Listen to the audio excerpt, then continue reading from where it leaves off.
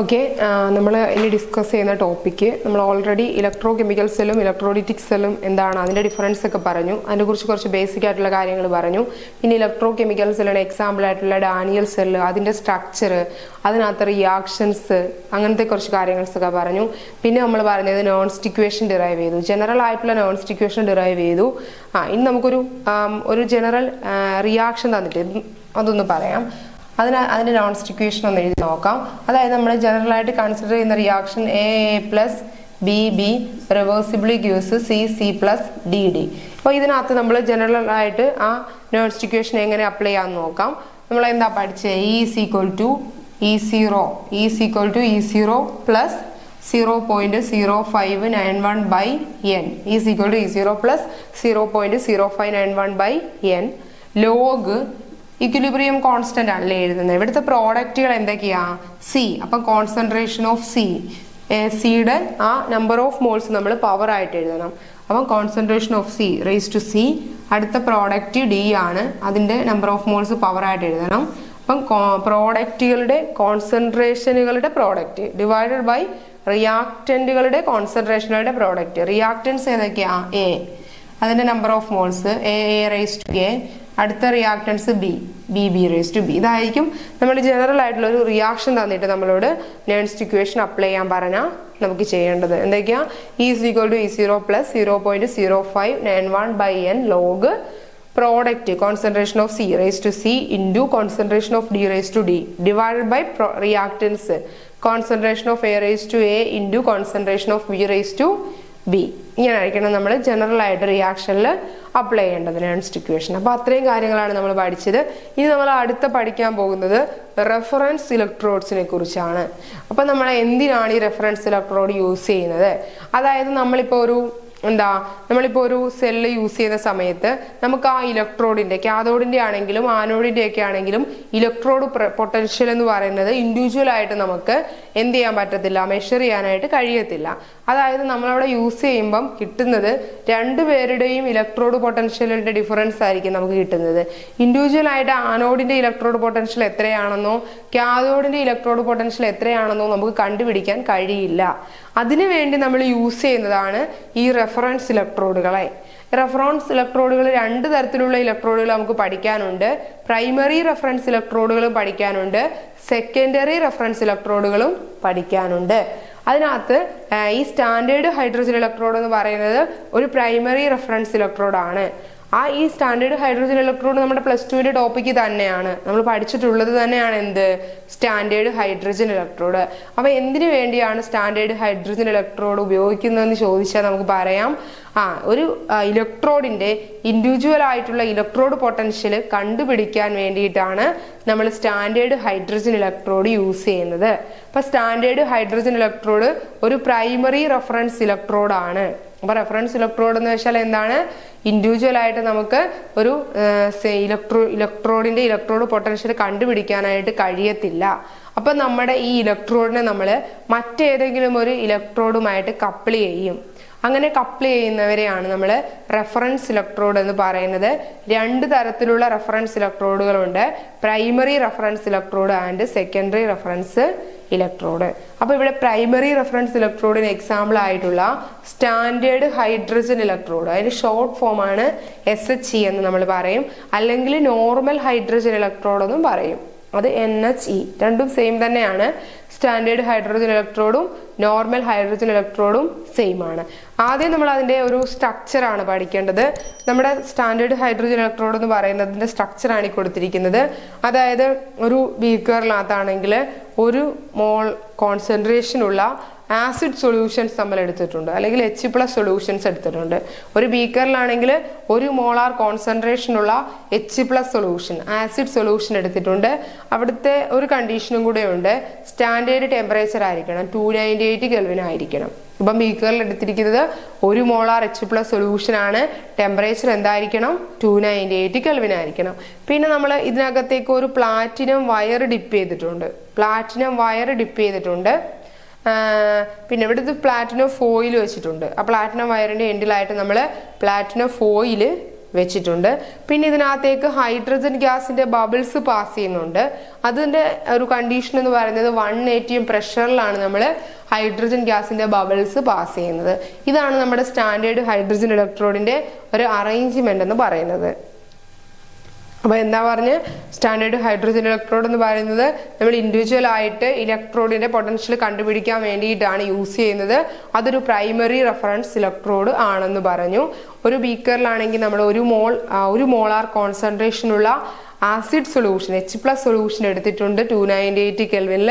അതിനകത്തേക്ക് നമ്മൾ platinum wire എൻഡിൽ പ്ലാറ്റിനം ഫോയിലും വെച്ചിട്ടുണ്ട്. പ്ലാറ്റിനം വയർ ഡിപ്പ് ചെയ്ത് വെച്ചിട്ടുണ്ട്. പിന്നെ ഹൈഡ്രജൻ ഗ്യാസിന്റെ ബബിൾസ് പാസ് ചെയ്യുന്നുണ്ട്. അത് ഏത് ടെമ്പറേച്ചറിലായിരിക്കണം? 1 atm പ്രഷറിലായിരിക്കണം. ഇതാണ് നമ്മുടെ സ്റ്റാൻഡേർഡ് ഹൈഡ്രജൻ ഇലക്ട്രോഡിന്റെ ഒരു അറേഞ്ച്മെന്റ് എന്ന് പറയുന്നത്. ഇനി നമ്മുടെ സ്റ്റാൻഡേർഡ് ഹൈഡ്രജൻ ഇലക്ട്രോഡിന്റെ ഇലക്ട്രോഡ് പൊട്ടൻഷ്യൽ എന്ന് പറഞ്ഞാൽ 0 ആയിരിക്കും. സ്റ്റാൻഡേർഡ് ഹൈഡ്രജൻ ഇലക്ട്രോഡിന്റെ ഇലക്ട്രോഡ് പൊട്ടൻഷ്യൽ എത്രയായിരിക്കും? 0 ആയിരിക്കും.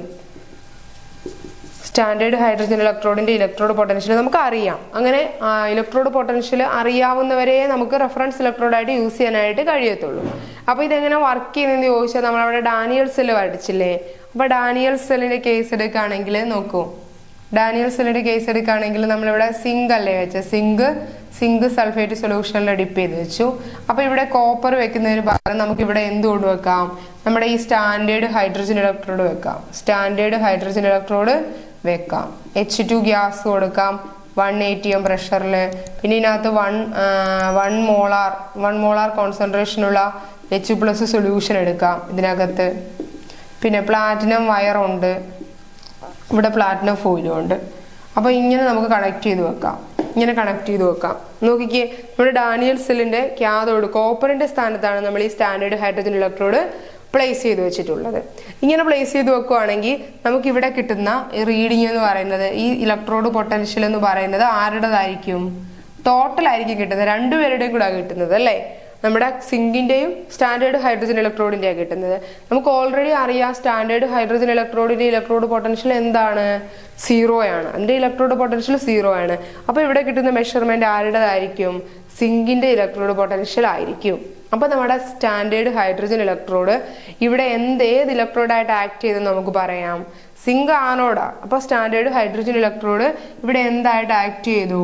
ക്യാഥോഡായിട്ട് ആക്ട് ചെയ്തു. അപ്പൊ സ്റ്റാൻഡേർഡ് ഹൈഡ്രജൻ ഇലക്ട്രോഡിന് ക്യാഥോഡായിട്ടും ആക്ട് ചെയ്യാൻ കഴിയും, ആനോഡായിട്ടും ആക്ട് ചെയ്യാൻ കഴിയും. അതുകൊണ്ട് ഇതൊരു റിവേഴ്സിബിൾ ഇലക്ട്രോഡ് ആണ് എന്ന് നമുക്ക് പറയാം. ഇനി നമുക്ക് കോപ്പറിന്റെ ആണ് കണ്ടുപിടിക്കേണ്ടതെങ്കിൽ നേരെ തിരിച്ചു ചെയ്താൽ മതി. കോപ്പറിന്റെ ആണ് കണ്ടുപിടിക്കേണ്ടതെങ്കിൽ നമ്മൾ സിങ്ക് ഇരിക്കുന്ന സ്ഥാനത്തേക്ക് സ്റ്റാൻഡേർഡ് ഹൈഡ്രജൻ ഇലക്ട്രോഡ് വെക്കുക, കോപ്പർ അതുപോലെ തന്നെ പ്ലേസ് ചെയ്യുക. അപ്പൊ ഇവിടുത്തെ കിട്ടുന്ന ഇലക്ട്രോഡ് പൊട്ടൻഷ്യലിന്റെ റീഡിംഗ് എന്ന് പറയുന്നത് ആരുടേതായിരിക്കും?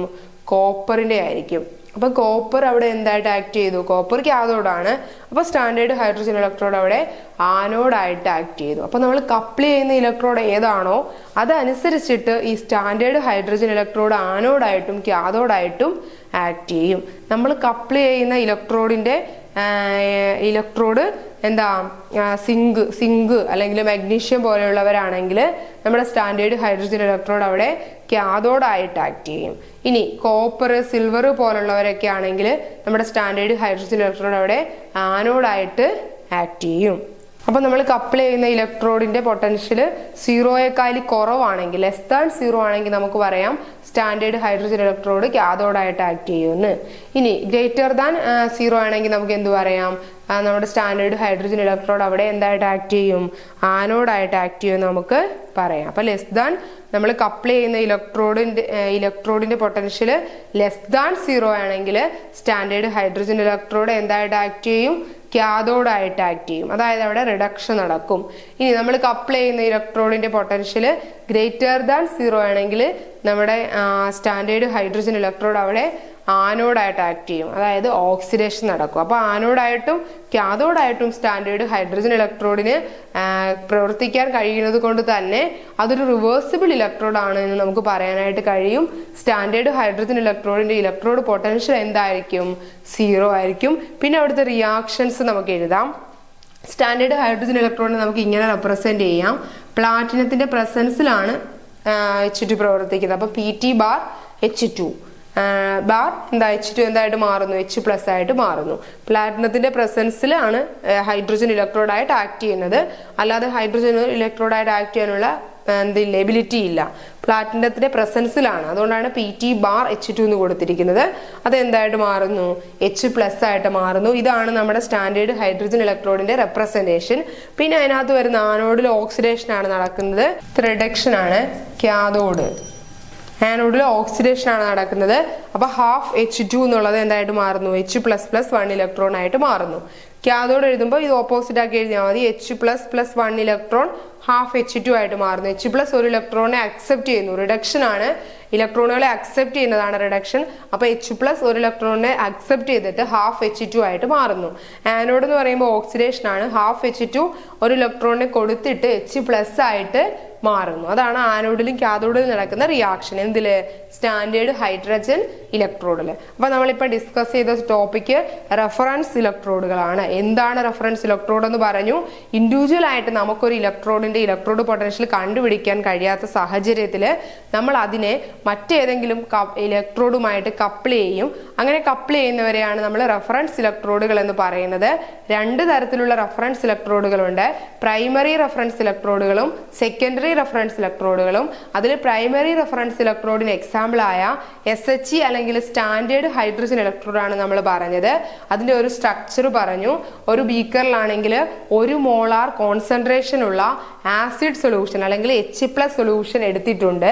അതിനകത്തേക്ക് നമ്മൾ പ്ലാറ്റിനം വയർ ഡിപ്പ് ചെയ്ത് വെച്ചിട്ടുണ്ട്. എൻഡിലാണെങ്കിൽ പ്ലാറ്റിനം ഫോയിലും ഉണ്ട്. അതുകൂടാതെ ഇതിനകത്തേക്ക് നമ്മൾ ഹൈഡ്രജൻ ഗ്യാസിന്റെ ബബിൾസ് പാസ് ചെയ്യുന്നുണ്ട് ഒരു 1 atm പ്രഷറിൽ. ഈ എടുത്തിരിക്കുന്ന ആസിഡ് സൊല്യൂഷൻ 298 കെൽവിൻ ടെമ്പറേച്ചറിലും ആയിരിക്കണം, 1 മോളാർ കോൺസെൻട്രേഷനിലും ആയിരിക്കണം. അപ്പൊ നമ്മുടെ ഇതാണ് സ്റ്റാൻഡേർഡ് ഹൈഡ്രജൻ ഇലക്ട്രോഡിന്റെ ഒരു അറേഞ്ച്മെന്റ്. ഇതിന്റെ പ്രത്യേകത എന്താണെന്ന് ചോദിച്ചാൽ സ്റ്റാൻഡേർഡ് ഹൈഡ്രജൻ ഇലക്ട്രോഡിന്റെ ഇലക്ട്രോഡ് പൊട്ടൻഷ്യൽ എന്ന് പറയുന്നത് 0 ആയിരിക്കും. അതുകൂടാതെ ഇതിന് 2 തരത്തില് കാഥോഡായിട്ടും ആക്ട് ചെയ്യാൻ കഴിയുന്നു, ആനോഡായിട്ടും ആക്ട് ചെയ്യാൻ കഴിയുന്നു. അതുകൊണ്ട് തന്നെ സ്റ്റാൻഡേർഡ് ഹൈഡ്രജൻ ഇലക്ട്രോഡ് ഒരു റിവേഴ്സിബിൾ ഇലക്ട്രോഡ് കൂടിയാണ്. നമ്മൾ കപ്പിൾ ചെയ്യുന്ന ആരുടെ കൂടെയാണോ ഈ സ്റ്റാൻഡേർഡ് ഹൈഡ്രജൻ ഇലക്ട്രോഡിനെ കപ്പിൾ ചെയ്യുന്നത്, ആ കപ്പിൾ ചെയ്യുന്ന ഇലക്ട്രോഡിന്റെ പൊട്ടൻഷ്യൽ <0 ആണെങ്കിൽ സ്റ്റാൻഡേർഡ് ഹൈഡ്രജൻ ഇലക്ട്രോഡ് റിഡക്ഷൻ നടന്നിട്ട് കാഥോഡായിട്ട് ആക്ട് ചെയ്യും. കപ്പിൾ ചെയ്യപ്പെടുന്ന ഇലക്ട്രോഡിന്റെ പൊട്ടൻഷ്യൽ <0 ആണെങ്കിൽ നമ്മുടെ സ്റ്റാൻഡേർഡ് ഹൈഡ്രജൻ ഇലക്ട്രോഡിൽ ഓക്സിഡേഷൻ നടന്നിട്ട് അത് ആനോഡായിട്ടും ആക്ട് ചെയ്യും. അതുകൊണ്ടാണ് അതിനെ റിവേഴ്സിബിൾ ഇലക്ട്രോഡ് എന്ന് പറയുന്നത്.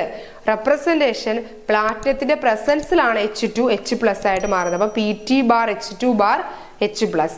ആനോഡിലാണെങ്കിൽ ½ ഗിവ്സ് ഇലക്ട്രോണിനെ കൊടുത്തിട്ട് 1 ഇലക്ട്രോണിനെ കൊടുത്തിട്ട് H+ ആയിട്ട് മാറുന്നു. കാഥോഡിൽ റിഡക്ഷൻ ആണ്. H+ 1 ഇലക്ട്രോണിനെ അക്സെപ്റ്റ് ചെയ്തിട്ട് ½ ആയിട്ട് മാറുന്നു. ഇത്രയാണ് നമ്മുടെ സ്റ്റാൻഡേർഡ് ഹൈഡ്രജൻ ഇലക്ട്രോഡിൽ നമുക്ക് പഠിക്കാനുള്ളത്. പിന്നെ ഇതിന്റെ ലിമിറ്റേഷൻസും അഡ്വാൻറ്റേജസും. നമ്മുടെ സ്റ്റാൻഡേർഡ് ഹൈഡ്രജൻ ഇലക്ട്രോഡിന്റെ അഡ്വാൻറ്റേജസ് എന്താണെന്ന് ചോദിച്ചാൽ ഇത് ഹൈലി ആക്യുറേറ്റ് ആണ്. കറക്റ്റ് ആയിട്ടുള്ള വാല്യൂ ആണ് നമുക്ക് കിട്ടുന്നത്. ഹൈലി ആക്യുറേറ്റ് ആണ്. പിന്നെ നമുക്ക് ഏത് pH റേഞ്ചിലും പ്രവർത്തിപ്പിക്കാനായിട്ട് കഴിയും. pH റേഞ്ച് ഒന്നും പ്രശ്നമല്ല. ഏത് pH റേഞ്ചിലും നമുക്കിത് യൂസ് ചെയ്യാനായിട്ട് പറ്റുന്നുണ്ട്. ഹൈലി ആക്യുറേറ്റ് ആണ്. അപ്പൊ ഏത് pH റേഞ്ചിലും യൂസ് ചെയ്യാനായിട്ട് പറ്റുന്നുണ്ട്. ഹൈലി ആക്യുറേറ്റ് ആണ്. ഇതൊക്കെയാണ് അതിന്റെ മെറിറ്റ് എന്ന് പറയുന്നത്, അല്ലെങ്കിൽ അഡ്വാൻറ്റേജ് എന്ന് പറയുന്നത്. ഡിസഡ്വാൻറ്റേജ് എന്താണെന്ന് ചോദിച്ചാൽ ഇത് സെറ്റപ്പ് ചെയ്യുക, നമുക്ക് സ്റ്റാൻഡേർഡ് ഹൈഡ്രജൻ ഇലക്ട്രോഡ് സെറ്റപ്പ് ചെയ്യുന്നത് കുറച്ച് ഡിഫിക്കൽട്ട് ആണ്. കാരണം നമ്മളിവിടെ കണ്ടീഷൻസ് പറയുന്നുണ്ടല്ലോ, 1 മോളാർ കോൺസെൻട്രേഷനും അതുപോലെ തന്നെ 1 atm പ്രഷറും 298 കെൽവിൻ ടെമ്പറേച്ചറും ഒക്കെ മെയിൻറ്റെയിൻ ചെയ്യുന്നതും ഡിഫിക്കൽട്ട് ആണ്. 1 atm പ്രഷറും 298 കെൽവിൻ ടെമ്പറേച്ചറും 1 മോളാർ കോൺസെൻട്രേഷനും ഒക്കെ മെയിൻറ്റെയിൻ ചെയ്യുക എന്നുള്ളതും ഡിഫിക്കൽട്ട് ആണ്. സ്റ്റാൻഡേർഡ് ഹൈഡ്രജൻ ഇലക്ട്രോഡ് സെറ്റപ്പ് ചെയ്യുക എന്നുള്ളതും ഡിഫിക്കൽട്ട് ആണ്. അതുകൂടാതെ നമ്മൾ ഈ ഡിപ്പ് ചെയ്യപ്പെടുന്ന പ്ലാറ്റിനത്തിന്റെ ഒരു പ്രത്യേകത എന്ന് പറയുന്നത് അത് പോയിസൺഡ് ആകാൻ സാധ്യതയുള്ളതാണ്. കാരണം അത് നമ്മുടെ ഓക്സിഡൈസിങ് ഏജന്റിന്റെ കേസിൽ സൊല്യൂഷൻസിലൊന്നും ഡിപ്പ് ചെയ്ത് വെക്കാനായിട്ട് പറ്റത്തില്ല.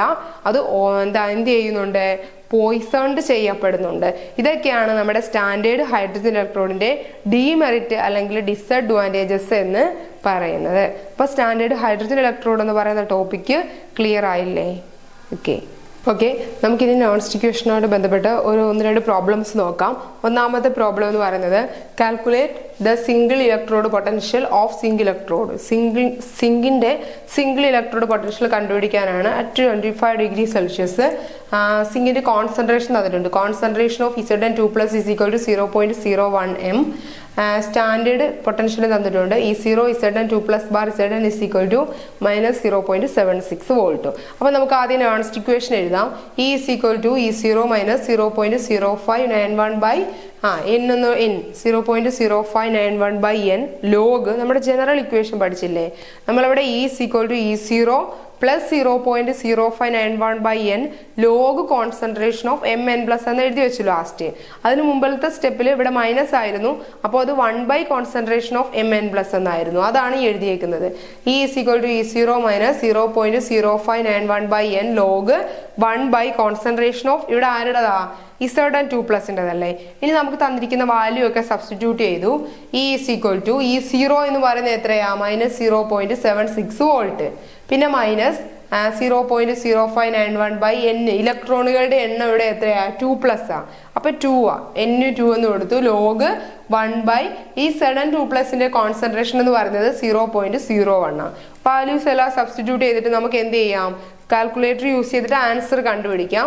-0.76 മൈനസ് 0.0591 by 2 ലോഗ് ഇതിന്റെ ആൻസർ കണ്ടുപിടിച്ചിട്ട് അപ്പൊ നമുക്ക് ഫൈനൽ ആൻസർ കിട്ടുന്നത് 0.819 വോൾട്ട് എന്നായിരിക്കും. 0.819 വോൾട്ട് എന്നായിരിക്കും. ഒന്നുമില്ല, നമുക്കൊരു single electrode potential സിങ്കിന്റെ കണ്ടുപിടിക്കാനായിരുന്നു.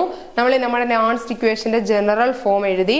E is equal to E0 - 0.0591 by n log 1 by concentration of ഏതാ? ഇവിടെ Zn2+ ആണ്.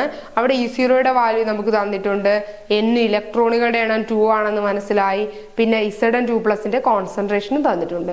അത് കാൽക്കുലേറ്റർ യൂസ് ചെയ്തിട്ട് ഇപ്പോൾ നമുക്ക് ആൻസർ 0.819 വോൾട്ട് എന്ന് കിട്ടി. ഓക്കെ അല്ലേ പ്രോബ്ലം? ഓക്കെ, നമുക്ക് നെക്സ്റ്റ് ഒരു പ്രോബ്ലംസ് പരിചയപ്പെടാം. അതായത് calculate the EMF of a Daniell cell. Daniell സെല്ലിന്റെ EMF ഈ സെല്ല് കണ്ടുപിടിക്കാനായിട്ടാണ്.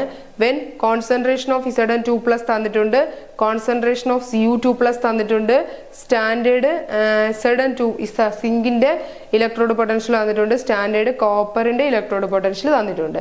അപ്പൊ നമുക്ക് അതിന്റെ EMF കണ്ടുപിടിക്കാനായിട്ടാണ്. അപ്പൊ നമ്മുടെ ജനറൽ ഇക്വേഷൻ എന്താണെന്ന് വെച്ചാൽ E cell is equal to E0 cell minus 0.0591 by n log concentration of minus ആണ്. നമ്മൾ E0 സെല്ല് കഴിഞ്ഞ് മൈനസ് ആണ് വരുന്നതെങ്കിൽ മുകളിൽ ആനോഡിന്റെ കോൺസെൻട്രേഷൻ ബൈ കാഥോഡാണ്. പ്ലസ് ആണെങ്കിൽ തിരിച്ചെഴുതണം. Cu2+ by Zn2+ എന്ന് എഴുതണം. രണ്ട് രീതിയിലും എഴുതാം. അപ്പൊ ഇതാണ് നമ്മുടെ ആൻസർ.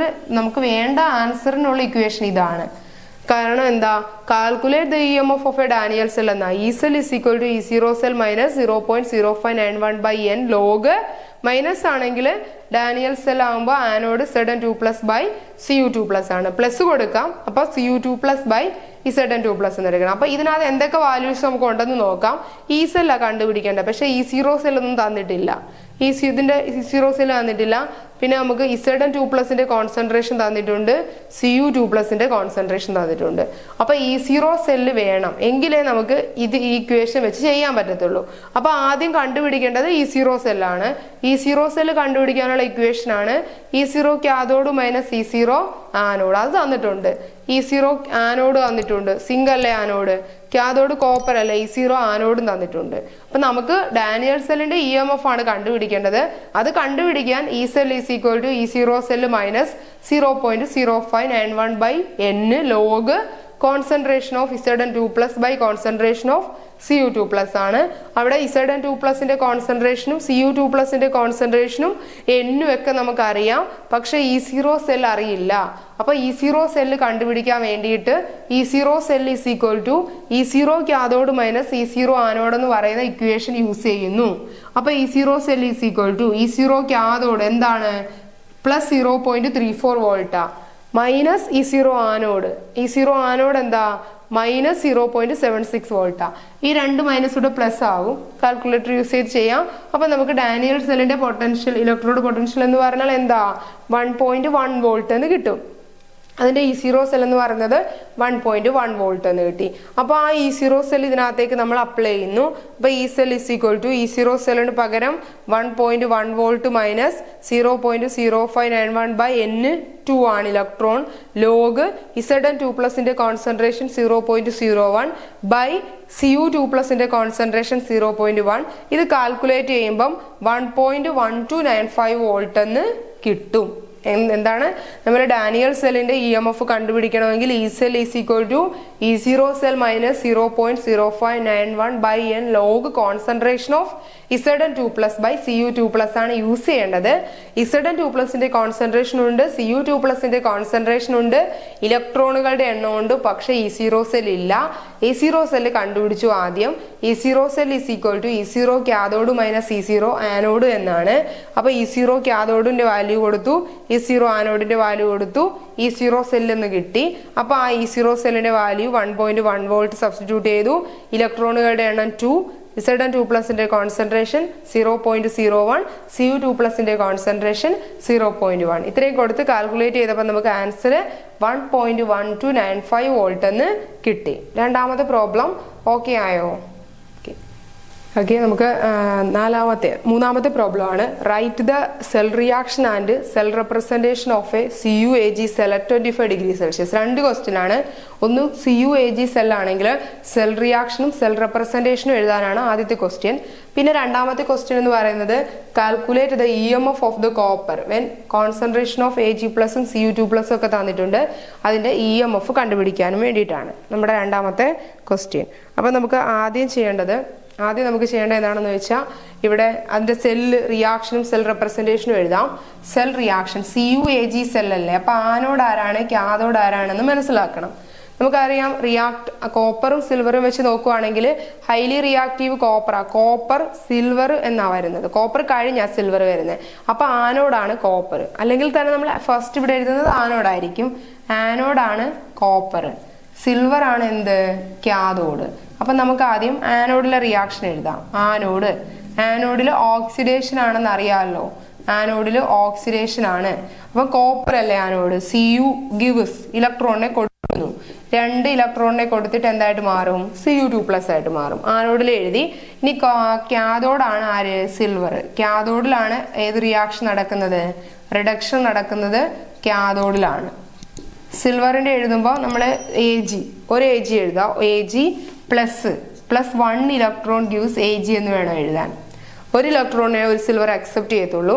അല്ലെങ്കിൽ 2 ഇലക്ട്രോൺ കൊടുക്കണമെന്നുണ്ടെങ്കിൽ നമ്മൾ 2Ag plus 2 electron gives 2Ag എന്ന് എഴുതണം. ഇങ്ങനെ എഴുതിയാലും മതി. അപ്പൊ ഇതാണ് ആനോഡിലെയും കാഥോഡിലെയും റിയാക്ഷൻ. നമ്മളോട് ചോദിച്ചിരിക്കുന്നത് സെൽ റിയാക്ഷൻ ആണ്. സെൽ റിയാക്ഷൻ എന്ന് വെച്ചാൽ ഇത് രണ്ടും കൂടെ ആഡ് ചെയ്ത് എഴുതുന്ന ഓവറോൾ റിയാക്ഷൻ ആണ്. അപ്പോൾ അടുത്തതിന് അതിന്റെ ആൻസറിലേക്ക് വരാനായിട്ട് നമ്മൾ സെൽ റിയാക്ഷൻ എഴുതണം. സെൽ റിയാക്ഷൻ വേണമെങ്കിൽ ആനോഡിലെയും കാഥോഡിലെയും റിയാക്ഷൻ ആദ്യം എഴുതണം. കോപ്പർ ആണ് anode. Cu gives Cu2+ 2 electron. Silver cathode Ag plus 1 electron gives Ag. Cell reaction എഴുതുന്ന ടൈമിൽ നമ്മൾ ലെഫ്റ്റ് സൈഡ് റൈറ്റ് സൈഡും ഒരേപോലെ ചേർത്ത് എഴുതുന്നു. ഒരേ ഓപ്പോസിറ്റ് സൈഡിൽ ഈക്വൽ ആയിട്ട് വരുന്നത് ക്യാൻസൽ ആയി പോകും. അപ്പൊ ഇവിടെ നമുക്ക് 2 ഇലക്ട്രോൺ ആക്കാം ക്യാൻസൽ ആക്കാൻ വേണ്ടി. അപ്പൊ ഇവിടെ 2Ag plus 2 electron gives 2Ag ആക്കുക. അതിലുള്ള 2 ഇലക്ട്രോൺ ക്യാൻസൽ ആയി പോകത്തുള്ളൂ. അപ്പൊ 2 ഇലക്ട്രോൺ ക്യാൻസൽ ആവും. ലെഫ്റ്റ് സൈഡിൽ Cu ഉണ്ട് പ്ലസ് ഇവിടെ ലെഫ്റ്റ് സൈഡിൽ 2Ag പ്ലസ് ഉണ്ട് ഗിവ്സ് റൈറ്റ് സൈഡിൽ Cu2+ ഉണ്ട് പ്ലസ് ഇവിടെ റൈറ്റ് സൈഡിൽ 2Ag ഉണ്ട്.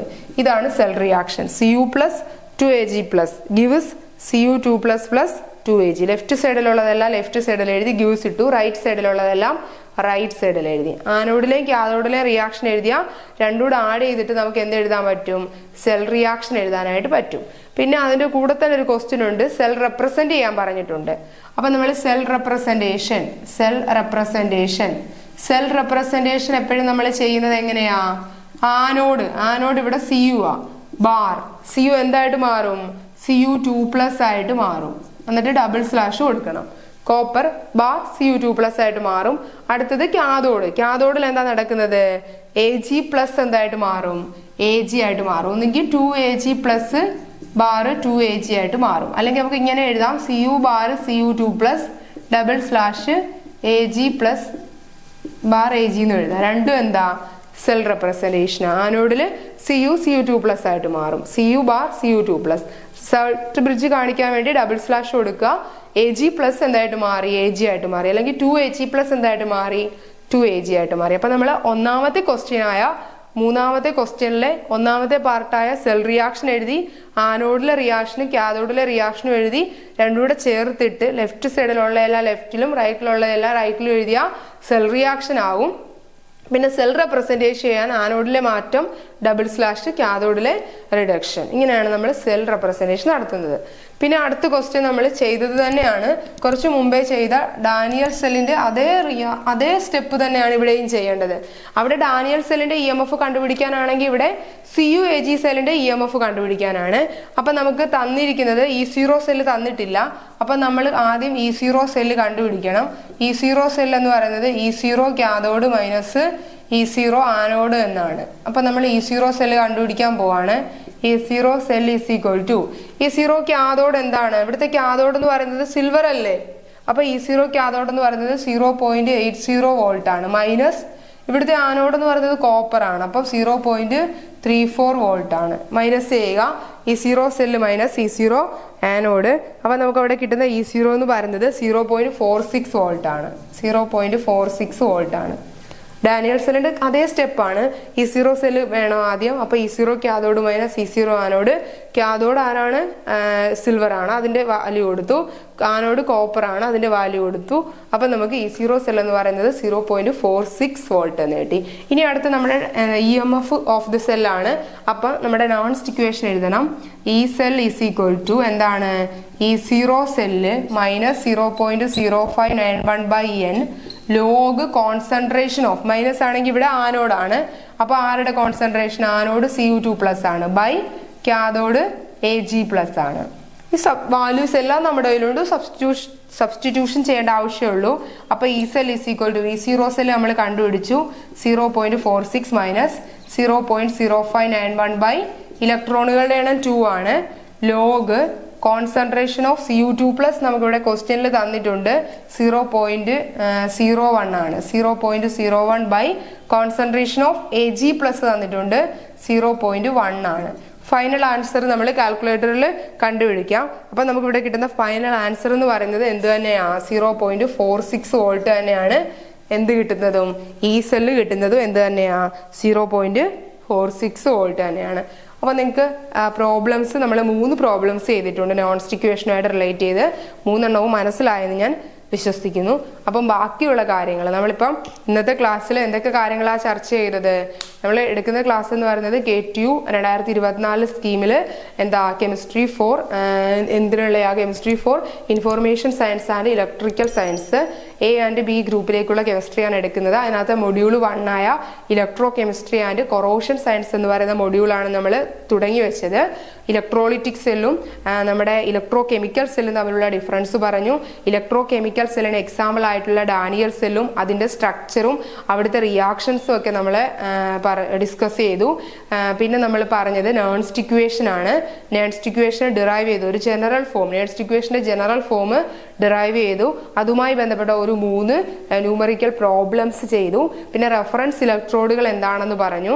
അതിനകത്തെ പ്രൈമറി റെഫറൻസ് ഇലക്ട്രോഡായ സ്റ്റാൻഡേർഡ് ഹൈഡ്രജൻ ഇലക്ട്രോഡ്, അതിന്റെ സ്ട്രക്ചർ, അവിടെ നടക്കുന്ന റിയാക്ഷൻസ്, അതിന്റെ മെറിറ്റ്, ഡീമെറിറ്റ്, ഇത്രയും കാര്യങ്ങളാണ് നമ്മൾ ഇന്നത്തെ ക്ലാസ്സിൽ ഡിസ്കസ് ചെയ്തത്. അപ്പോൾ എല്ലാവർക്കും ഈ വീഡിയോ ഉപകാരപ്പെടുമെന്ന് ഞാൻ വിശ്വസിക്കുന്നു. എന്തെങ്കിലും സംശയങ്ങളോ അല്ലെങ്കിൽ എന്ത് അഭിപ്രായങ്ങളുണ്ടെങ്കിൽ നിങ്ങൾ കമൻസ് ആയിട്ട് അറിയിക്കണം. അതുപോലെ തന്നെ നമ്മുടെ നോട്ട്സ്, ഇത്രയും കാര്യങ്ങളുടെ നോട്ട്സ് നിങ്ങൾക്ക് ഫ്രീ ആയിട്ടുള്ള നമ്മുടെ വാട്സപ്പ് ഗ്രൂപ്പിൽ കിട്ടുന്നതായിരിക്കും. അപ്പോൾ അതും കൂടെ ഉപകാരപ്പെടുത്തിക്കൊണ്ട് നിങ്ങൾ പഠിക്കുക. എന്ത് അഭിപ്രായങ്ങളുണ്ടെങ്കിലും അറിയിക്കുക. അപ്പോൾ ഓക്കെ, ബൈ. നമുക്ക് ഇതിൻ്റെ ബാക്കി ടോപ്പിക്സുമായിട്ട് അടുത്ത ക്ലാസ്സിൽ കാണാം. ഓക്കെ.